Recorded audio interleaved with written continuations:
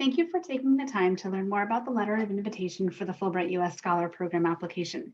My name is Catherine Batto, and I'm the application and selection lead for the Fulbright U.S. Scholar Program. Let's get right to it.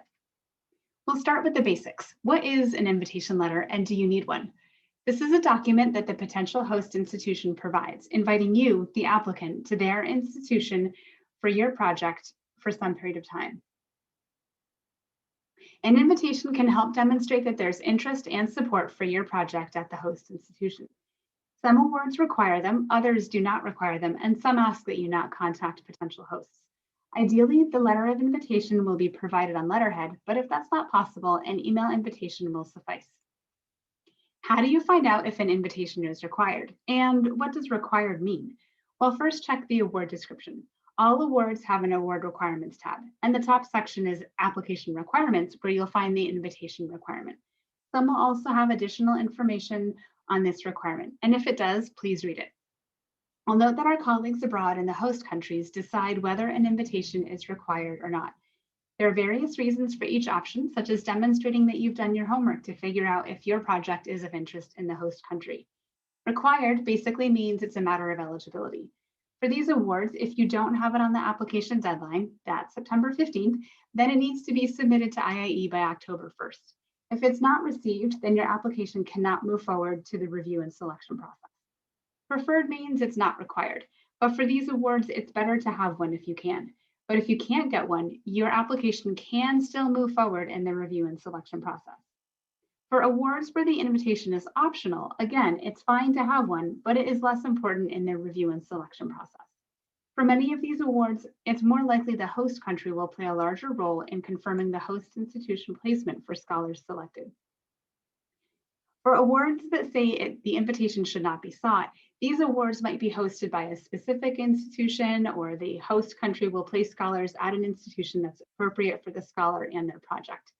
In some cases, you can indicate regional or institutional preferences. Again, check the award description to see if there's guidance on this. But if the award says the invitation should not be sought, please do not include one in your application. But regardless of the invitation requirement, as part of the application, you'll be asked to explain why you've selected this country, why the project is important, and how a host institution may benefit from this experience. Having an invitation, if needed, can help support your application. Think of the package as a whole, where each component supports the others. Now let's walk through how to request a letter of invitation. Oftentimes, it's by email. You'll identify a potential host, and you'll typically email them directly to introduce yourself. You can include your CV or resume.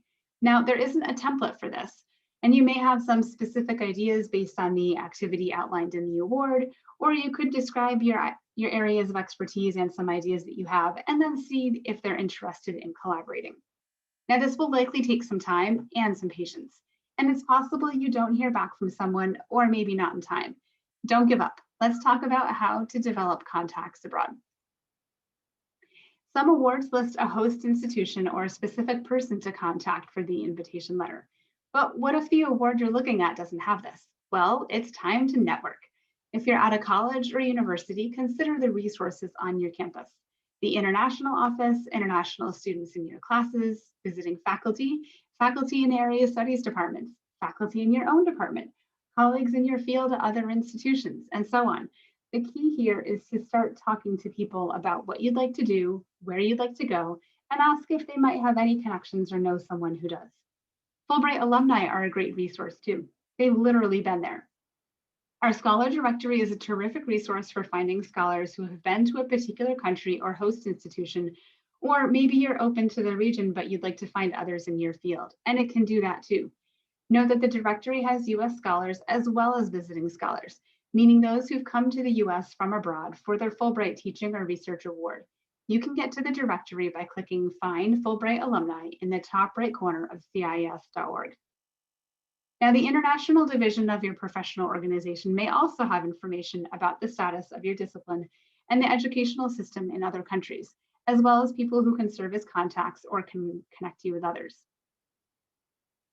Okay, so you've made contact. Is there a template for your host? Well, there isn't, but we do have the key things the invitation needs to convey here. So the invitation should be addressed to you as you're the one being invited. The invitation should address the activity or activities you're being invited to engage in, such as teaching or research on the proposed topic. The invitation should describe the period of time you're being invited for. And finally, it should describe their interest in your project and how it will benefit their institution. The invitation also needs to be in English. If it's not, you need to include an English translation with it in your application. Then upload the file to your application. If you receive more than one, great, but you'll need to combine them into a single document. The application won't let you upload them individually. The file should be an Adobe PDF, but a Word document works too. Now, what should you do if you still haven't received your invitation and suddenly it's September 15th and your application is due?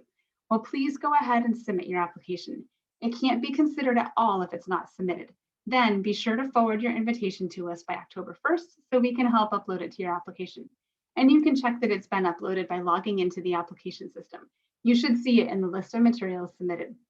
This wraps up our guide to invitation letters. We hope this makes securing an invitation letter less daunting and more inviting.